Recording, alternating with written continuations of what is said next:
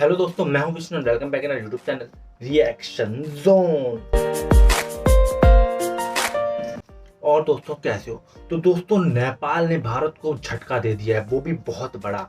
तो जैसा कि मैं देख रहा हूँ इस थंबनेल में लिखा हुआ है कि नेपाल ने दिया एक बहुत बड़ा झटका, और टाइटल में लिखा हुआ है कि भाई नेपाल ने दिया भारत को बहुत बड़ा झटका। तो भाई ऐसा क्या हो रहा है बार बार कि नेपाल भारत को झटके पे झटके दिए जा रहा है?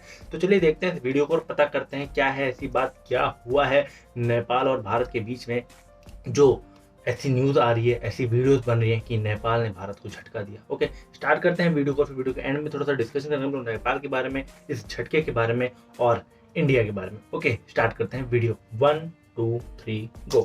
नेपाल और भारत के बीच में एक बड़ी खबर निकल के आ रही है, क्योंकि अब एक बड़ा कदम नेपाली बिजनेसमैन की तरफ से उठाया गया है और इंडियन करेंसी की नोट्स को अब बिजनेस नहीं लेंगे। और ये कदम नेपाल के पेट्रोल पंप्स ने भी उठाया है और उन्होंने एक नोटिस चिपका दिए कि only Nepali currency will be accepted, यानी कि सिर्फ नेपाली करेंसी ही ले जाएगी। अब दोस्तों ये सब हो क्यों रहा है? नेपाली सेंट्रल बैंक ने पहले ही इंडियन करेंसी की 200 के ऊपर की नोटों को बैन कर दिया 2019 जनवरी में, लेकिन फिर भी नेपाली बैंक एक्सेप्ट करते थे इंडियन नोट्स को, जो कि 100 रुपए तक हो। और बड़े नोट बंद हो जाने की वजह से इंडियन टूरिस्ट और बिजनेसमैन को दिक्कतें होती थी। लेकिन इसके पीछे वजह भी कहीं ना कहीं भारत ही रहा है, क्योंकि भारत में डीमोनेटाइजेशन हुआ 2016 नवंबर में, और उसके पहले इंडियन नोट्स को काफी ज्यादा एक्सेप्ट किया जाता था नेपाल में। लेकिन उस डीमोनेटाइजेशन के बाद से नेपाल के बैंक्स पर काफी पैसा पड़ा रह गया, जो कि भारत सरकार ने नहीं लिया, जिसके चलते नेपाल पे काफी असर पड़ा था।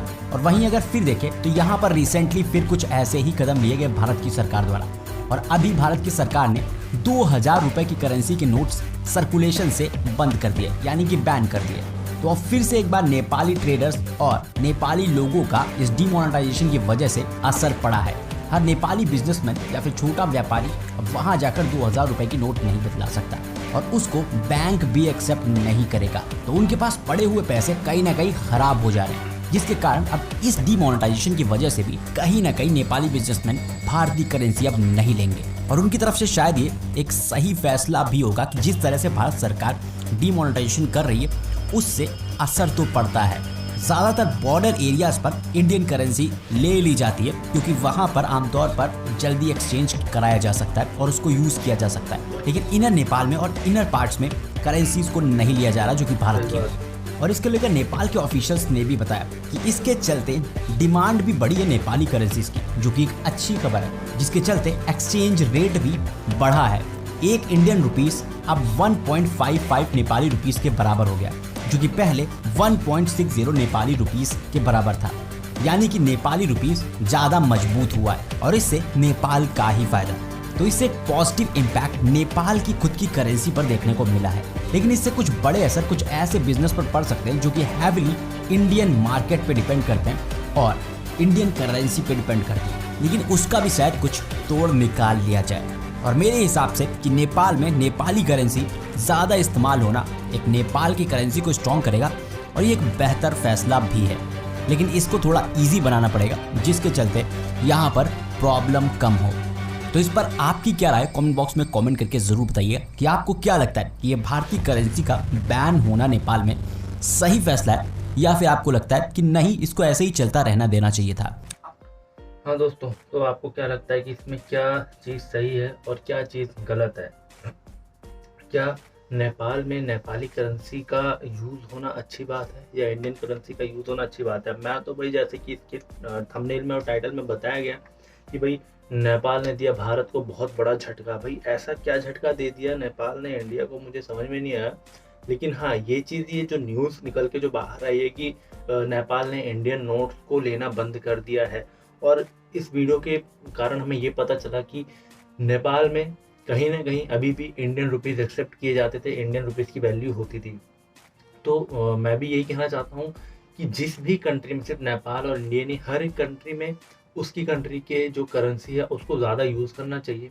लोकली उन चीज़ों को ज़्यादा यूज़ करें जिससे कि उसकी डिमांड बढ़े, उसकी वैल्यू बढ़े, लोग अपनी करेंसी को ना भूल जाएं, ये चीज़ ज़रूरी है। लेकिन जो बॉर्डर एरियाज़ हैं, बॉर्डर एरियाज़ में दोनों करेंसी का यूज़ होना बहुत ज़रूरी होता है, बिकॉज वहाँ पे एक्सचेंज जल्दी से हो जाती हैं चीज़ें, कभी नेपाल की करेंसी इंडिया में चली जाती है, इंडिया की करेंसी नेपाल में आ जाती है, तो उसको एक्सचेंज कराना भी ईज़ी रहता है।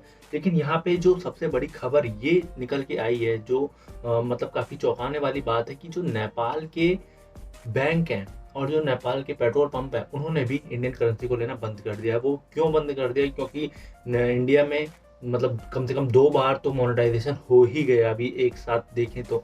2016 में पहले 1000 और 500 के नोट बंद कर दिए गए थे और अभी 2000 का नोट जो नया निकाला था उसको भी सर्कुलेशन में बंद कर दिया है। मीन्स अभी कुछ टाइम तक और चलेगा, उसके बाद बंद हो जाएगा 2000 का नोट भी। उसके बाद क्या नई चीज़ लेके आएंगे ये किसी को भी नहीं पता, कभी भी कुछ भी हो सकता है।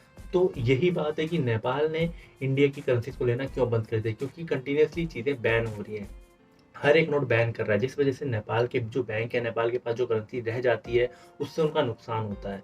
तो टाइम टू टाइम इन चीज़ों को जितना जल्दी सॉर्ट आउट कर लिया जाए उतना ज़्यादा ईजी रहेगा दोनों कंट्रीज के लिए, दोनों देशों के लिए। और जो व्यापारी हैं, चाहे छोटे व्यापारी हैं चाहे बड़े व्यापारी हैं, फ़र्क दोनों को पड़ता है। लेकिन छोटे व्यापारियों को ज़्यादा फ़र्क पड़ता है क्योंकि उनकी रोजी रोटी इन्हीं सब चीज़ों से चलती है, और वही नोट अगर बंद हो जाते हैं तो फिर बहुत ज़्यादा प्रॉब्लम और परेशानी में फंस जाते हैं। और बड़े आदमियों को ज़्यादा फ़र्क इसलिए नहीं पड़ता क्योंकि उनके पास कई सारे ऑप्शंस रहते हैं, उनके पास और ज़्यादा अच्छी फैमिली बैकग्राउंड से वो लोग आते हैं, अच्छा पैसा होता है उनके पास, तो वो कहीं ना कहीं कुछ ना कुछ इंतजाम कर लेते हैं। लेकिन जो छोटा आदमी पिस के रह जाता है।